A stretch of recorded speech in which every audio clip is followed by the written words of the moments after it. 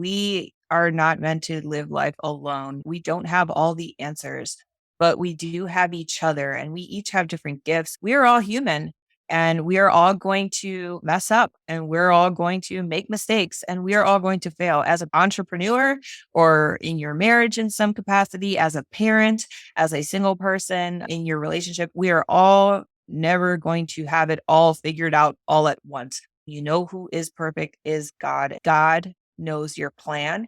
He knows your path. He knows your strength. He knows where to go to give you rest. He knows your safe rock to stand on, your firm foundation when everything else is shaky. So go to him. This is the Fit Investor Podcast, where we talk about how to live a more holistic life of being fit, not only financially, but physically and faithfully.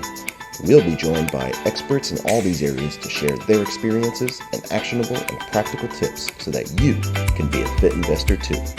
So now let's join our hosts, Cale Delaney, Wesley Whitehead, and Brenna Carls.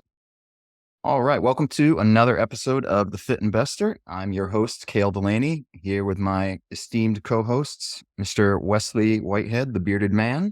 Morning. And Mrs. Brenna, the shark wrestling, bullfighting, Muay Thai kicking Carls. Yeah. Oh, it's going to keep adding each week. I know. It's going to be like 20 middle names. And today we have a very special guest, Mrs. Selina Almodovar. And Selina is a relationship coach. And so we're excited to get some more info on this. But when it comes to helping Christian women navigate love, relationships, the single life, and marriage while honoring God, no one does it better than Selina. She's a renowned Christian relationship author, coach, blogger, and speaker. And she shows women how to love by faith by successfully transforming their love lives through trust in God. A Puerto Rican city girl, mother of three children, and Christian wife of 10 years, Selina's faith-driven coaching skills and resources help her clients connect with God on a deeper level while living a Christian life full of love. And whether it's teaching others how to truly trust God, creating a fulfilling marriage that lasts, or manage a breakup, Selina is all about giving her clients the key to unlocking a God-centered love life they can relish. Thank you very much, Selina, for joining us here on The Fit Investor. Thank you guys so much for having me. I'm so excited to be here. I've been looking forward to it all summer. Absolutely. Thank you. And we're excited for this too, because like we were chatting offline, we love having guests who truly integrate their faith and their business. And that's one of the reasons we created this podcast, was we wanted to bring that out more, because there's so many entrepreneurs out there that are not only successful in their business side, but also have a very strong faith background. And we love it when we can see those two being integrated. So we're excited for this.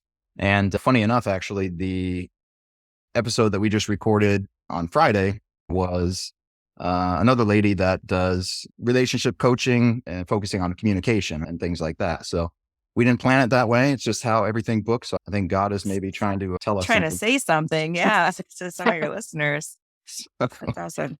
But yeah, so this is excellent. So we're excited to learn. And so why don't we just start off with, take us through your journey, give us a little background, and then how did you get into this relationship coaching? Where did that passion and inspiration come from? How did you start your own business and everything? Yeah. So spoiler alert, I did not major in relationship coaching in school. That is definitely not offered. I actually have 2 degrees in health administration.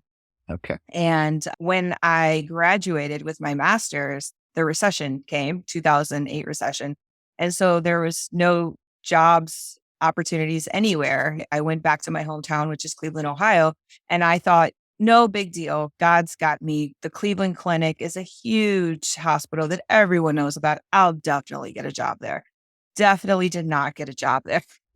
No one was hiring. And I decided to do some nonprofit to try to stick into my background, because if I invested this much into this skill and this trade, the least I could do is find a job that would align with it. And so I started with women's health. I started with after school health. I started with diabetes prevention and social skills for children in middle school and high school.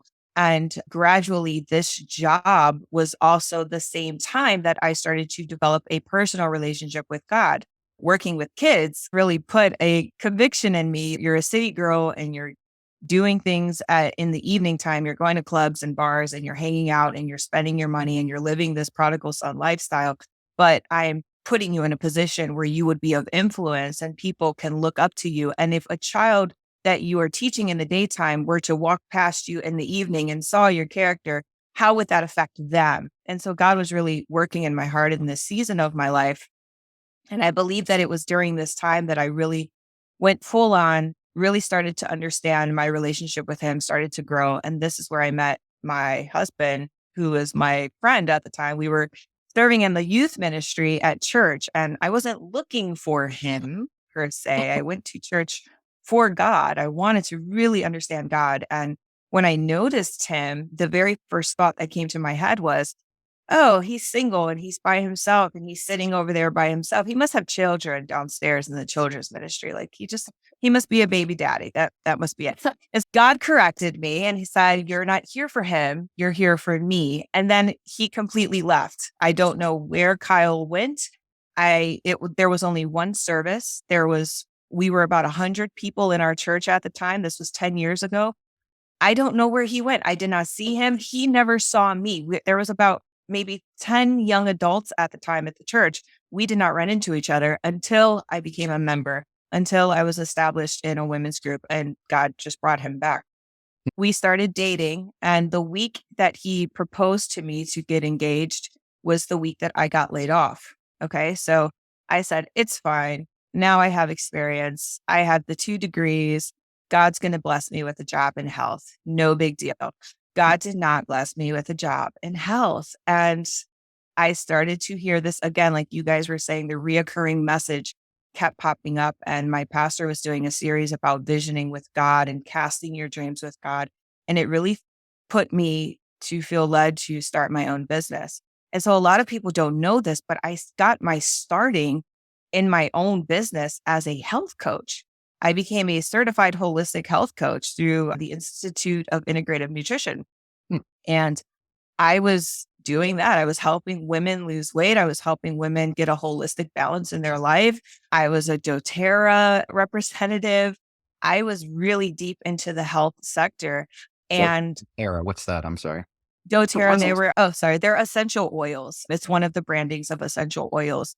And I was doing this back in 2011 when it was still very fresh and everybody was looking at me like I was crazy and try these herbal supplements. They're way better, and don't eat that and do this and green juice and yoga. And I was very into this lifestyle. And as I got married and I was developing this health coaching business, I did not feel fulfilled. It felt like a job that I didn't want to go to. And I was very distraught because I was the boss. I was the one creating this job and I was the entrepreneur and I was the one who was building the corner office. Why do I want to call in sick and play hooky and not do this anymore? I didn't like it. And it was very confusing because as an entrepreneur, they tell you, you get the freedom. You get to choose your life. You get to choose your schedule. You get to make all the rules and you get to call all the shots, but I was not happy. So I went back into my prayer closet and I asked God, what's going on? You gave me the freedom and I did it and I thought I was doing it right. And it does not feel right. I don't feel fulfilled. And then I secretly admitted to myself, like, I don't really like smoothies. What am I going to do? I'm Puerto Rican and I eat pork. What am I going to do? So I was starting to have this identity of just, I did not feel like what I was creating was aligning with who I was. And so God brought me back to this question and he said, where in your life did I show up the strongest according to you? And I said, to me, you showed up in my life the strongest. I made the greatest transformation in my love life. When I met Kyle, that was the very first time that I learned about purity. That was the very first time I learned about godly dating, Christian dating. I had no idea what those things were. I had no idea what modesty was before I met my husband. We waited until we kissed, until our wedding day to have our first kiss. And this was back in my 20s where I would have guys, I would live with guys, I would have these long-term relationships, and everything was the exact opposite. And so God transformed me completely through my relationship. And then that's when he said, that is what you're supposed to teach other women. You're supposed to show them what I showed you. And so that's why you have the freedom to now do it. So I had to change my entire business structure. I had to pivot everything. I had to rebrand, which if you've ever done a rebranding before, it is a lot of core. to do all of that. And one thing led to another. I became a relationship coach and we got married and things progressed. And now we have three beautiful children. And I have four wonderful books that kind of speak to my trust in God and how to apply Christian dating principles into your own love life and how to go on dates that could not only refine your relationship, but also refine your connection with God together as a cord of three. And that's how we ended up here today. As I have a quick question for you. How long would you say, a genuine believer before you met your soon-to-be husband? It was a solid season before I met him as a person. It was about 6 months before I realized I liked him. And it was about 8 months before we started dating. The very first thing when I walked into church, I've always known God. I grew up in a church setting. I know the Bible, but I was the type of Christian where if I was scared on a plane, I knew where I was going. I said my prayer, dear Lord, help me out. I knew if I was a sinner, God forgive me, my slate would be wiped clean. But I did not acknowledge God as my Lord until January 2011. And I went to church and I said, I just want to fall in love with God. And the very first sermon I heard was fall in love with God. And I said, okay, I'm supposed to be here. And in that service, they were promoting, hey, we're going to do a Daniel fast. Everybody, here's a pamphlet. Get ready for this. And I distinctly remember I wrote in my notes, who is Daniel fast? Find out. Is he a pastor? What is this? That's how new to Christian lifestyle I was. That's how very just ignorant to it I was. They talked about going into your prayer closet. I said, do you get that at Home Depot? What is a prayer closet? I don't know. I don't know these things. And so the very first thing I did in January when I went to this brand new church by myself, because I just said enough is enough, I have to figure this out, was I went on a 21-day Daniel fast. This was before vegan food was mainstream. This was before they had stuff that actually tastes really good and there were the restaurant pop-ups everywhere. This was I didn't know what I was doing. Potatoes, Wendy's, French fries got me through that season. It wasn't until I became a member of the church in the springtime that I finally decided to join ministries. And I decided to go with youth because that was my background with the health field, working with youth. And that's when I met Kyle for the first time as a friend. But I treated it as a business relationship. I said, oh, we're in the same ministry. There's no way we can date each other. You're not supposed to do that. But then older people, wiser people said, yeah, you could. It doesn't work that way. Like you could if God is leading you there. And one of the biggest pieces of information I got during that time was, if it's meant to be, then he will lead. He will take initiative. So let him lead. Let him take initiative. And that was very hard for me. That lasted about 8 weeks. I fasted during that time because now I know how to fast, right? I fasted during that time. I said, Lord, if this is for me, then open the doors that need to be open, close the doors that need to be shut. And during those ministry leader meetings, everyone would cancel and it would just be Kyle and I at a restaurant or Kyle and I at the church building getting ready to talk about a community outreach event. Nobody else was there but us because everybody canceled or everybody couldn't make it. It's So we're here God's again. organizing your date nights. You don't even know it. Yeah, literally, yes. And I would get upset with God. I would say, God, I told you that if this was supposed to happen, let the doors open. But if it wasn't, God, shut the doors. I wanted him to shut the door because I was scared. I didn't know what to do. I didn't want to get back. I was very boy crazy in my 20s. I didn't want to depend on a boy anymore. I didn't know how not to depend on a guy anymore. I never done this. It was very new to me, but God kept bringing us together. And the biggest fear that I had when we finally realized we liked each other and we were in this in between, do we want to get together or not? I shared my fear with him. I said, my biggest fear is if I kiss you, I don't know if I'll be able to stop. I don't know if I'll be able to be good. I don't know how to handle that boundary. And he said, what's very interesting, you said that I thought I was going to chase you away because I made a vow to God that the next woman I kiss would be my wife. It just took me a while to really understand. I said, what does that mean? Like, your wife? What? And he was like, Selena, I don't want to kiss anyone until I'm married. I said, oh. And then that's when it was just confirmation of, yes, God saw your fear. God saw his faith, and he's doing something in the midst of that. And that's how we knew, okay, we're going to do this. We're going to become boyfriend and girlfriend. Got it. So about 8 months total before we actually started to get romantically involved. Wow. I have so many questions. The first one is, how long were y'all dating before you were married? So we were dating for a year before he proposed. And then we had a year-long engagement before we got married. So 2 years total from romantic involvement to marriage. Without a kiss. I don't think I've ever heard of that before. That's really awesome. Very crazy.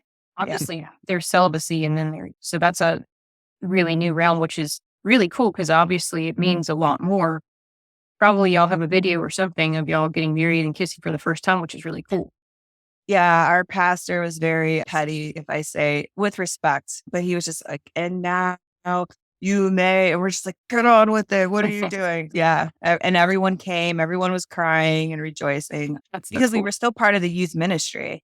And that was another thing, is that was an accountability. We decided purposely to be around younger people because we wanted to prove to them, like, hey, it's possible. And we're not cookie cutter Christians. I'm not a pastor's kid. He's not a pastor. We've had relations in the past. We've done things in the past. We were impure in the past.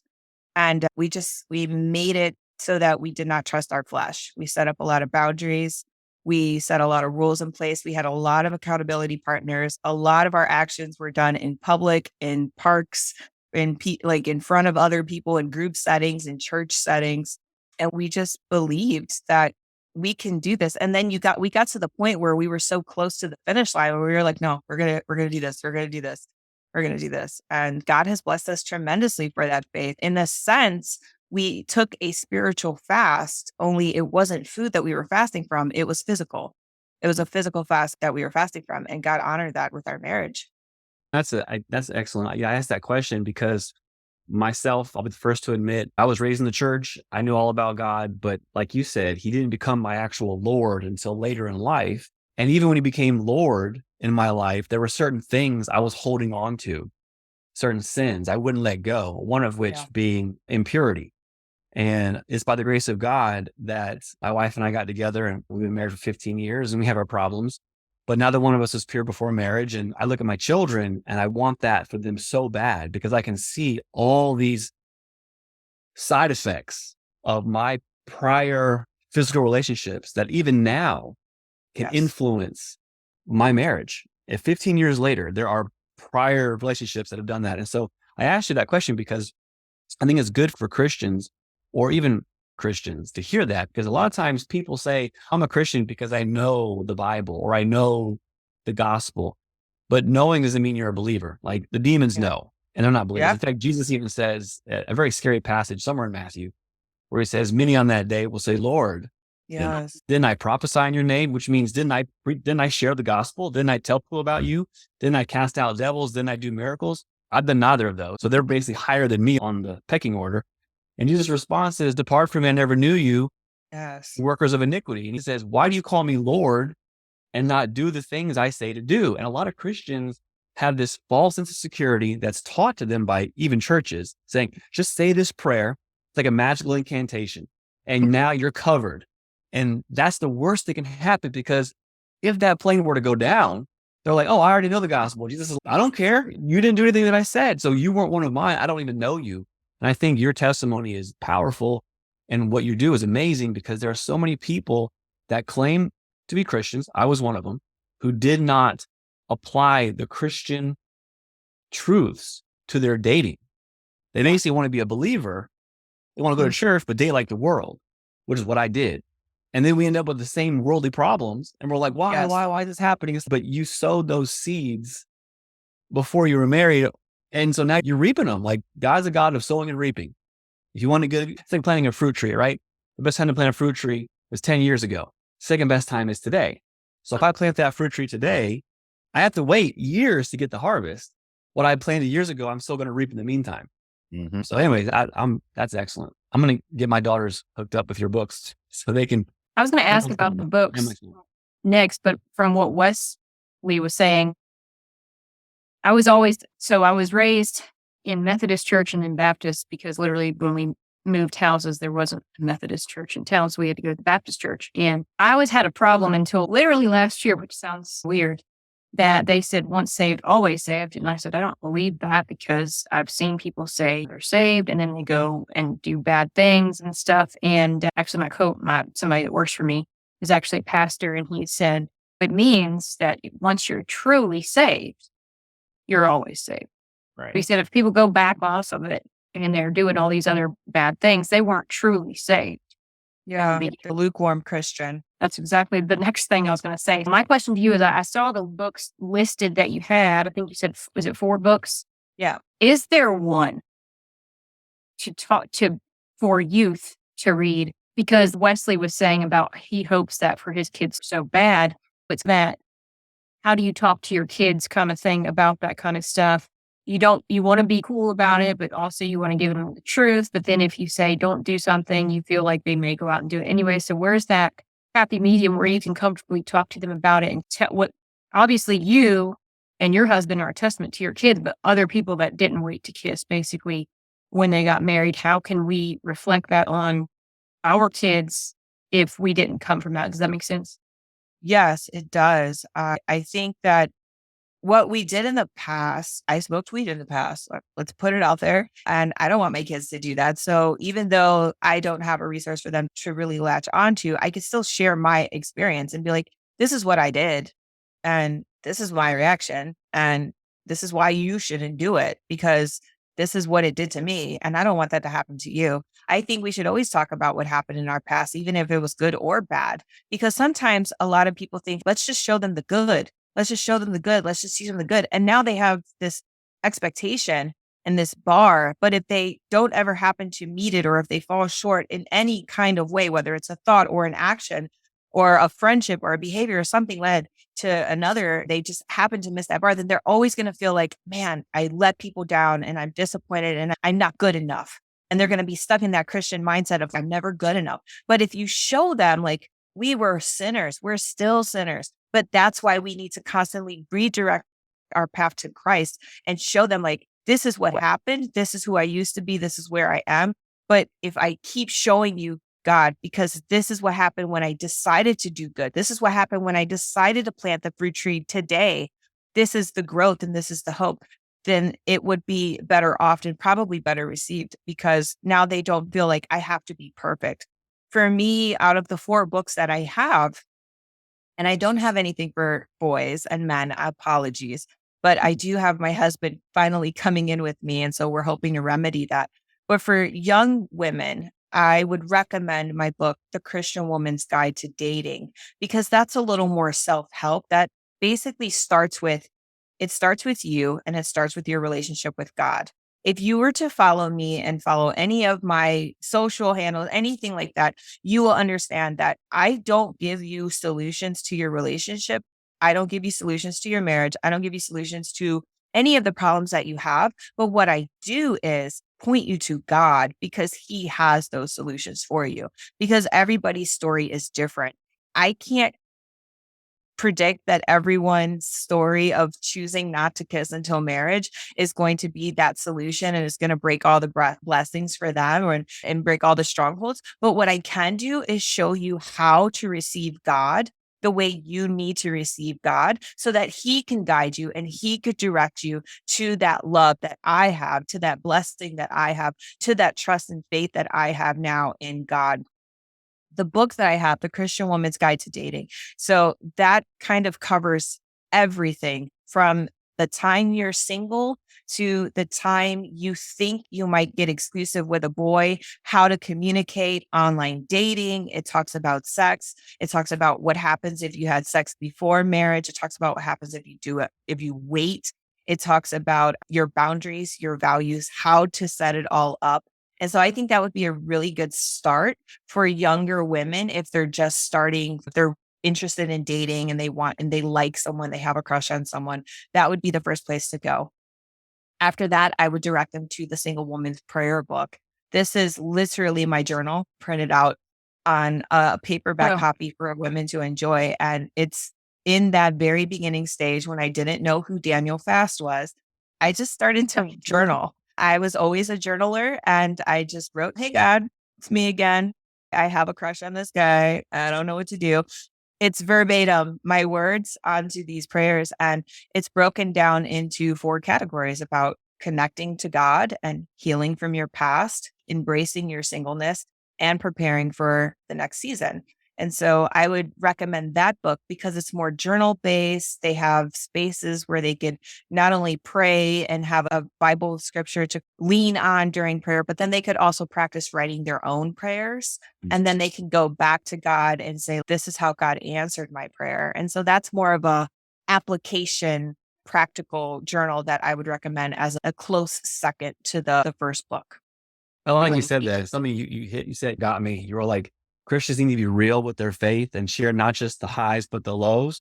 A lot of Christians these days, their witness to the world is Christianity, but for like Instagram Christianity, where it's like Yeah. only like the highlights. Like basically just like, so you look around, oh man, everyone's living a perfect life. Everyone's got like boats and cars and houses and whatever. They don't realize that behind all those curated images on Instagram is a real person with actual faults. And so one of the best witnesses, and you said it right, is to share your failures Yeah. and show people, look, God saves sinners. He doesn't save saints. Like Jesus says, I didn't come for the well, I came for the sick. Yeah. And yeah, I think you got a great testimony and I'm very impressed.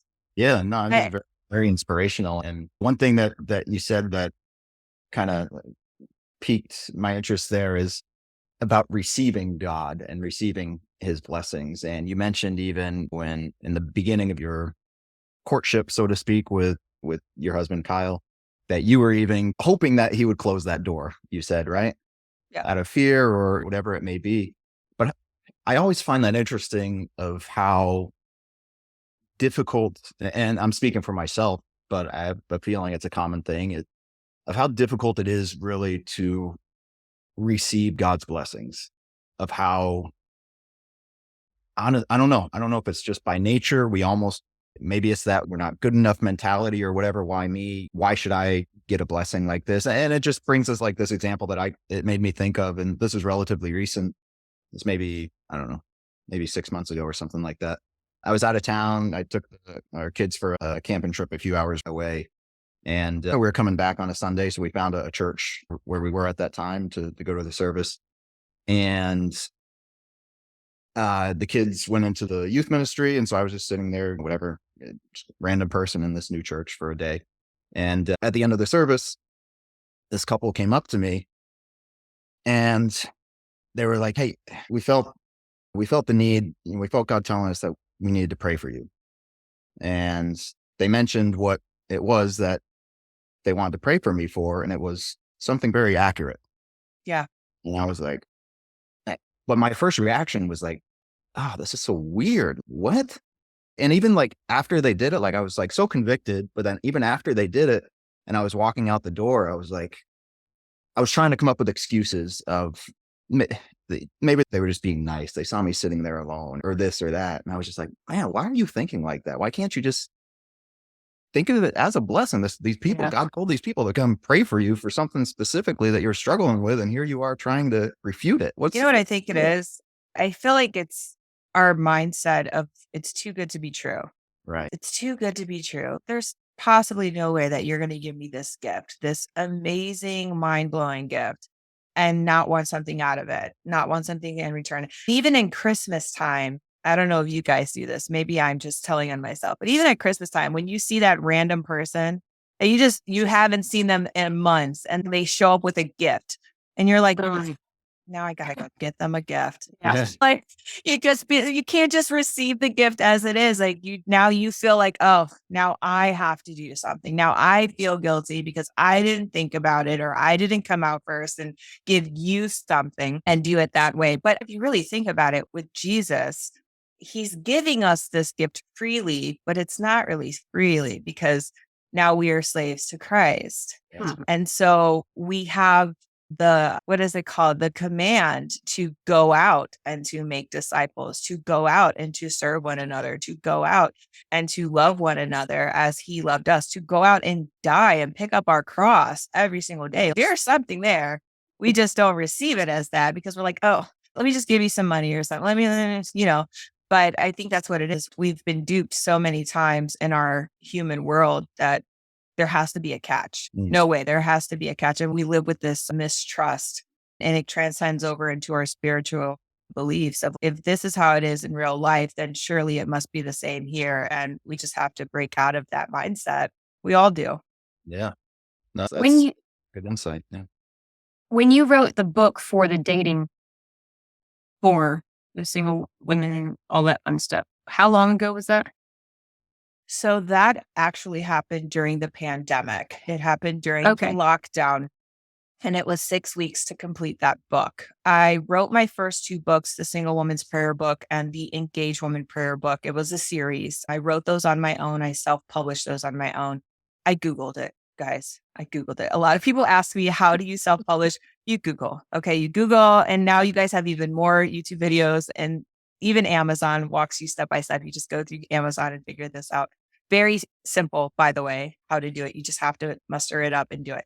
But in the pandemic, on February of 2020, I received an email and they wanted to publish me and help me write this book. And so I had 6 weeks. I had 6 weeks. And lo and behold, I said, God, how am I going to do this? I have two children at the time.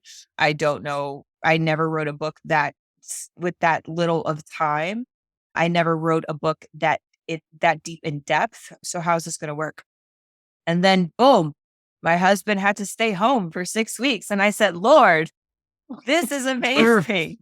So it's a blessing in disguise. And he did that and it worked. And I was able to get it out there. So it took 6 weeks, but then with the publishing, editing and the design and all of that, it took about 6 more months before it actually came out.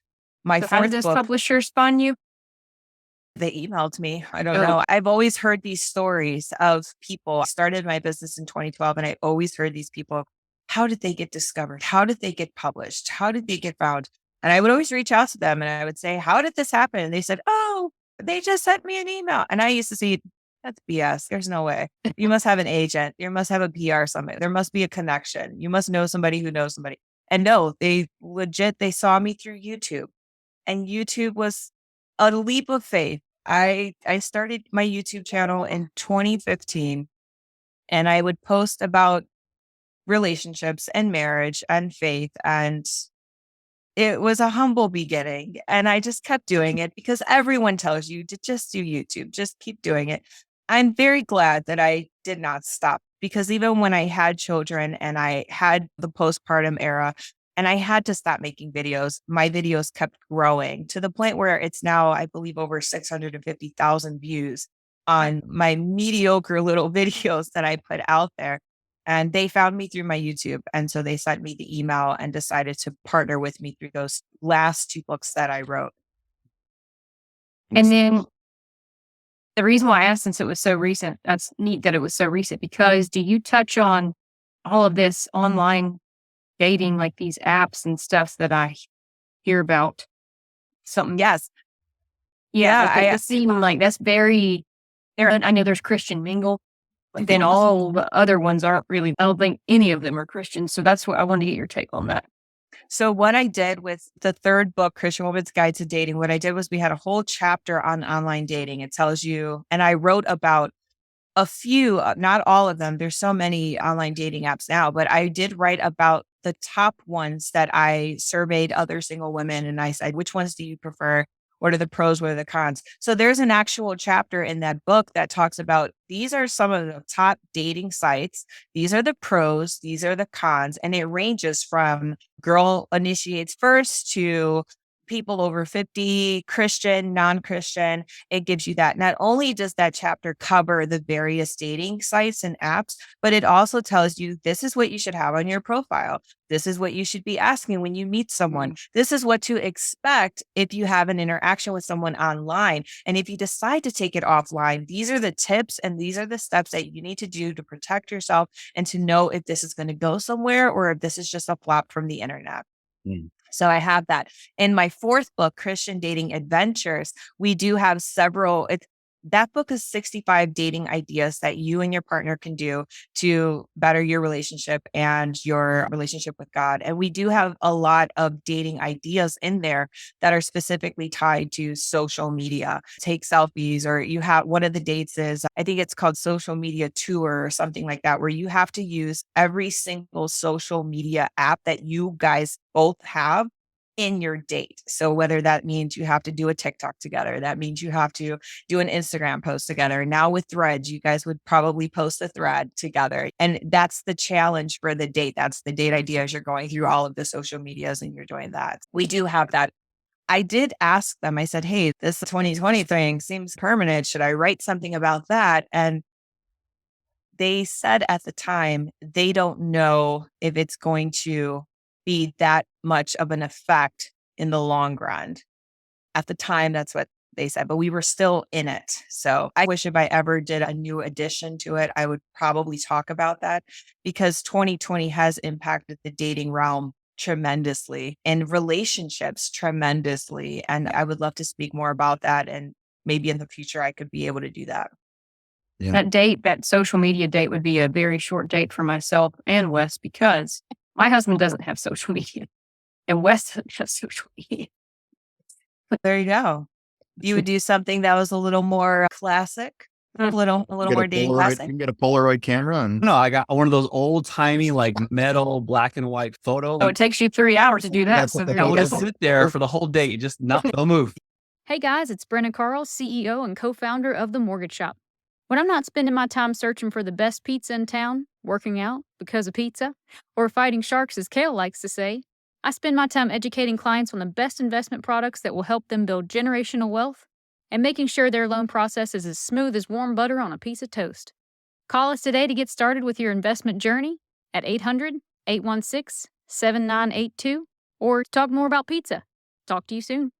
Yes, the pinwheels. Yeah, that's very intimate. I like that. Painting of y'all where you have to just sit really still.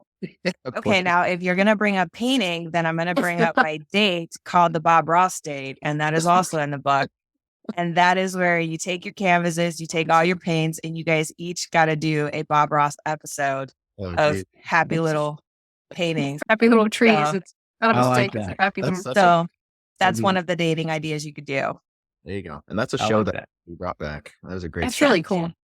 Yeah. All of this is like so intriguing to me. This is so awesome. I know we don't have much time, but did God just put in you how to write because your background wasn't journalism or writing or anything like that? Was it just because you wrote in your journal all the time? So it just came natural to you? I don't really know that answer. And the reason why is because my father's a muralist. He is a local celebrity of sorts. And I graduated from Cleveland School of the Arts and my major was photography. And so I've always had a artistic something. And I used to write lots of letters. I'm in the era where we did not have text messaging. We had letters that we would fold in intricate origami manners and pass them on. And so I've just been so used to writing my whole life. And people always said, just write how you talk. Okay. That's something I've always done. I think I can talk really well. And so it translates into words really well.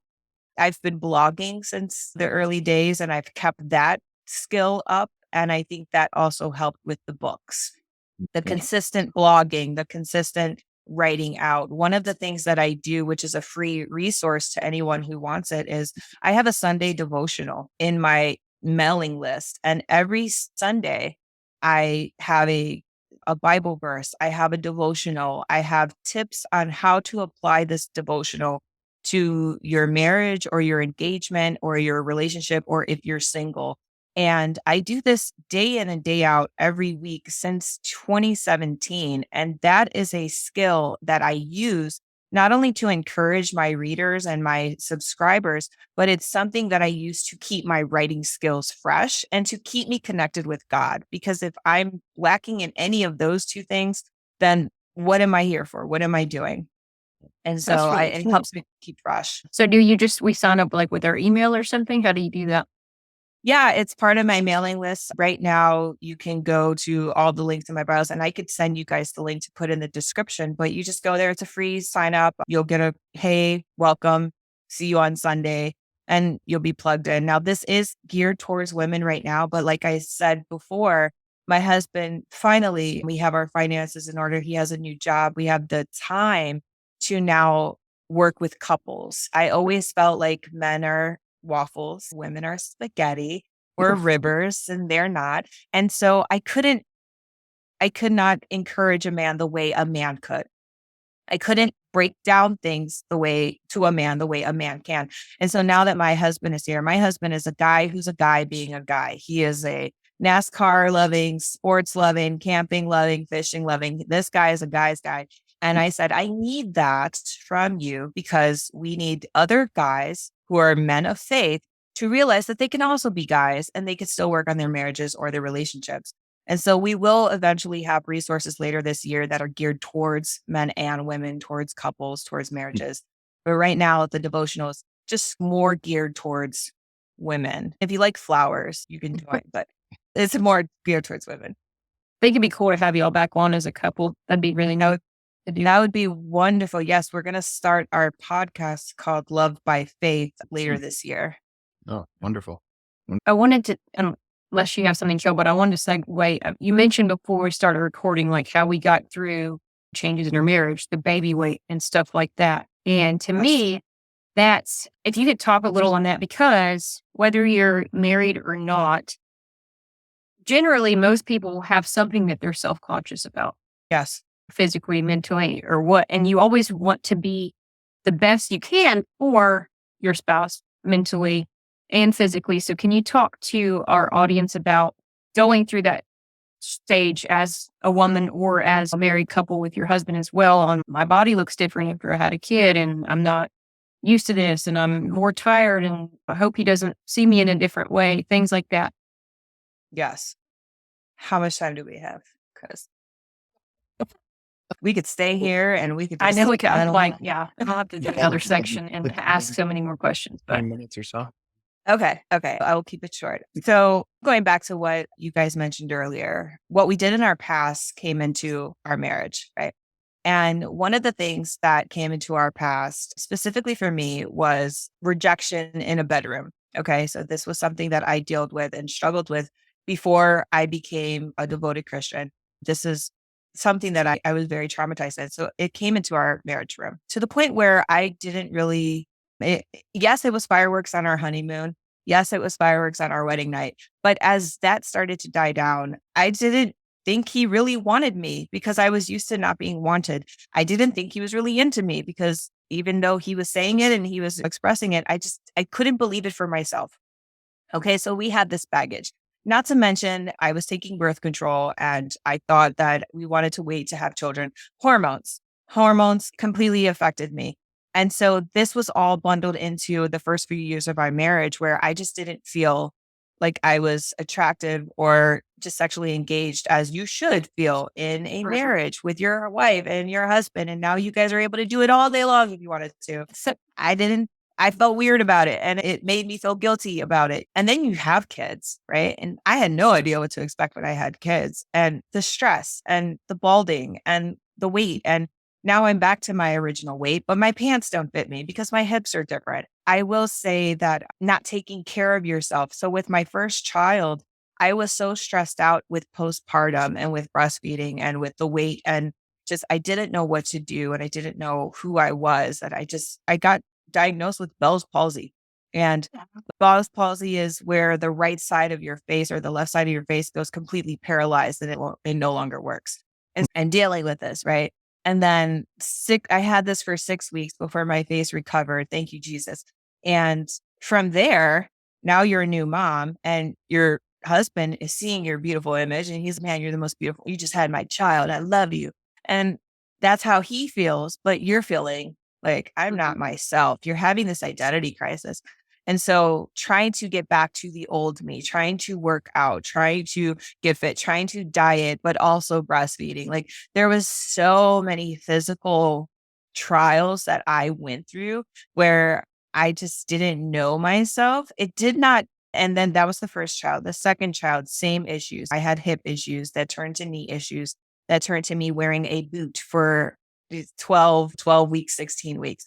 All of these health things were really problematic in my life to the point where I just did not feel happy with myself.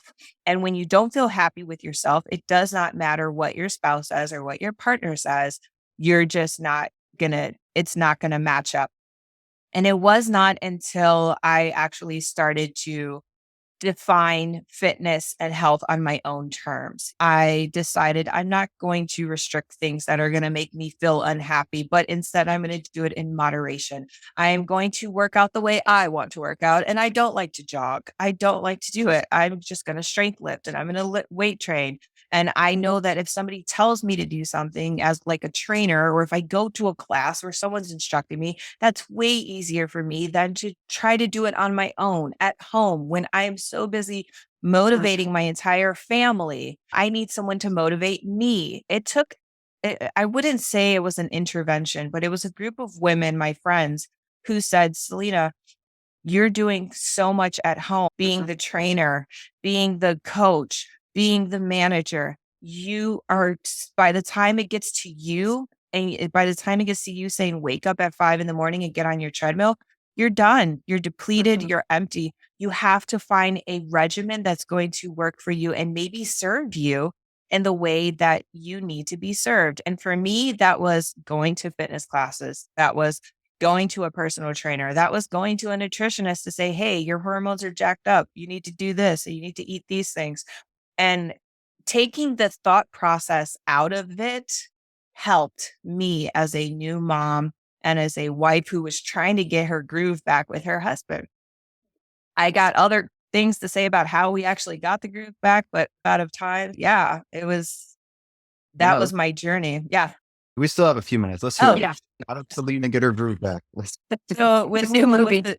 Yes. So with 3 kids, right? And the ups and downs of the weight and the insecurity and the self-esteem, we had to figure things out. And then with the whole the baggage that came in, how do we figure this out? How do we figure this out? I read a book by Rachel Hollis called Girl Wash Your Face. Okay. It's a very popular book.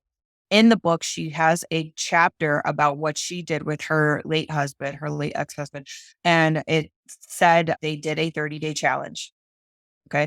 I brought this up to Kyle in 2019. I said, I think if we do a 30-day challenge where we are intimate for 30 days, that might help us figure this out. He said, say less. I'm in. And it's actually a lot harder than you think. Women go through so many fears and there's so many walls and there's so much insecurity, but that is exactly the point. It's not like you're having a great time every day for 30 days. It's, hey, I feel weird about this. Let's talk about it. Or, hey, this worked, but it didn't work good enough. Let's talk about it. Hey, I'm not feeling sexy in this area. Why not? Let's talk about it. You're putting attention and you're giving time to make attention to it every day for 30 days to the point where now, 30 days later, Kyle and I know exactly what needs to happen to turn each other on. We know exactly how to feel sexy with one another. We know exactly what we need to say or do in the seasons, because remember, there's a hormone season, right? We know what to say when it's time to say it so that we can get our groove on. We know what not to say, when not to say it because of hormones or because we're having bad days. We know if we only got 5 minutes, what we need to do. We know if we got 30 minutes, we know what we could do. We know all of the things because we took time to figure it out in that 30-day challenge. That makes sense. It's kind of like, instead of building habits on fitness or getting up early, you're building a habit of intimacy. Yes. Yes. And sounds like a lot of days in a row, but it's called challenge. like, yes. This might be our most popular podcast, Kale. Yeah. And there are going to be times when you're like, this is good. It's working. It's great. But now I'm tired. And so on those days in the challenge, you're just saying, hey, we don't have to be physical to be intimate. So let's practice being intimate without being physical. And that works. That helps. And we've discovered what works for us. And so I always say this and everybody always freaks out about it. It's not my this is not my original thing. I didn't create this, but it helped us. And we did this in 2019. It's been solid ever since. Really cool. Yeah. So much cool stuff, so much really inspirational journey that you have in all these different areas. We really could go on for a lot longer with all Yeah. the things that I'm sure each of us has here. One of the things though, just to tie this all together and then close it off, that I found throughout your story is it seems as though like whenever you had a struggle or there was a new venture that you weren't certain of, that you I don't know if it was intentional or not, but you surrounded yourself with community at some, like when you were not fully engaged or with Christ, that you hadn't submitted or surrendered to him. You joined the youth ministry and started getting connected in the church. And as a result, those people started pushing you and Kyle together and making opportunities. And just lots of different examples that you had there when you guys were in your courtship period, how you said you had accountability partners. So having that community, it seems, has really helped you grow and helped you achieve some of these things that are challenges that a lot of people don't want to get through. So I just think that's an important thing that, whether it's something in your faith or your physical fitness or your finances, your business, whatever, having that community or that support or that somebody that motivates you and gives you that accountability, how tremendously important that is. And it's really hard to find, frankly. You hear how important it is to have a life coach. That's becoming more and more popular nowadays, personal development and that type of thing. But again, going back to our nature, I think we're naturally resistant to that. But then when you look at just the facts of the matter, anybody who's truly successful, just look at athletes. I think that's the easiest example. Yeah. Every tremendous athlete has a coach. Yes. Every tremendous athlete has a coach. Yet most of us think we don't need a coach or somebody to train us or motivate us or this or that, the other. So it's completely backwards the way we think. Yeah. So I don't know, I just wanted to highlight that. It was something that stood out to me throughout everything that you were saying, how important those types of things are. Again, just really cool story, really inspirational, really awesome. And yeah, I could talk for 2 more hours with you. So maybe one day we can do a women's series and then y'all can do a man series or something like that. That sounds awesome. That sounds great.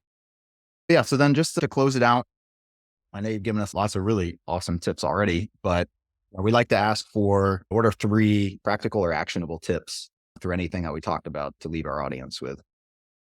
Okay. Off the top of my head, 3 tips. Tip number 1, keep listening to this podcast because as you were saying, this is a community. I reached out to community and I need people. We are not meant to live life alone. We don't have all the answers, but we do have each other and we each have different gifts. We each have different experiences, different stories. I was just posting about this on Thread earlier this morning. You don't know what everybody has gone through and you don't know half the stuff that someone else knows, but that's why you guys have this community to continue to learn new things and meet new people and expand our circles. And so, number 1, listen to this community and be a part of it and engage. Engaging is so awesome and so cool. And thank you guys for inviting me into your community.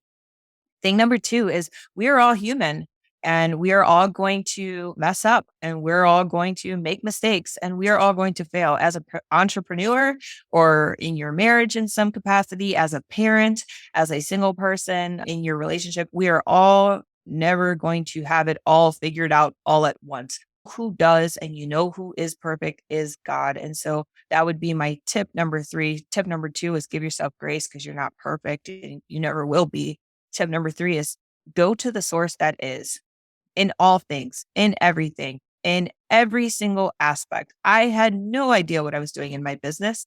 I still don't know what I'm doing in my business. I think that's the biggest secret is no one knows what we're doing. They just came out with Threads last week and it's completely just changed the entire social media game as we know it. Nobody knows, but God knows your plan. He knows your path. He knows your strength.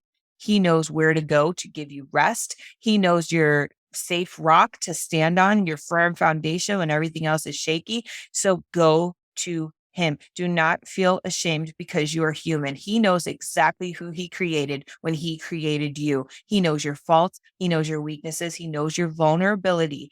And if you would just expose who you are and be naked and unashamed before him, he will guide you. He will help you. He will protect you. He will serve you. He will show you your business plan step by step if you're willing to have faith long enough to see it pan out.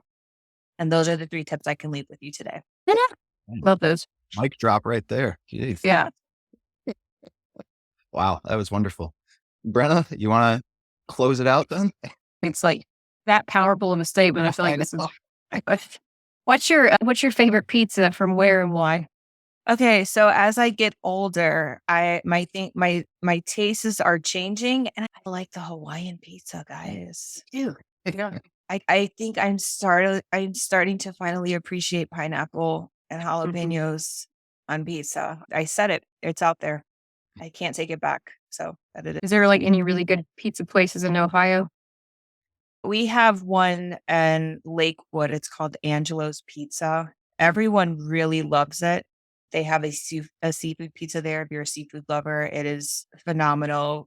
Lots of awards won over time. I think Wow. Tom Hanks was there one time. It's just a very good pizza, very high quality, fresh ingredients. Oh yeah, That sounds amazing. Okay. yeah. And again, we'll have the links and everything in the description and show notes, but where can people find you? Where can they reach out to you? Where can they follow you? Everywhere. I am everywhere. I have been in this game long enough to just be a part of all of it. So I am there. I'm on YouTube, I'm Instagram, Facebook, I'm there. Threads, I'm there. Pinterest, you want to pin some stuff? I'm there. I'm everywhere. And it's all with my handle, Selina Almodovar. All right. Awesome. Excellent. Selina, thank you very much again for joining us. Again, wonderful, inspirational episode. Great information for our audience here. So love it. Thank you very much. Guys. Yeah, thank Thank you. you for having me. Thank you. All right. And join us next week for another episode. Thank you, guys. All right.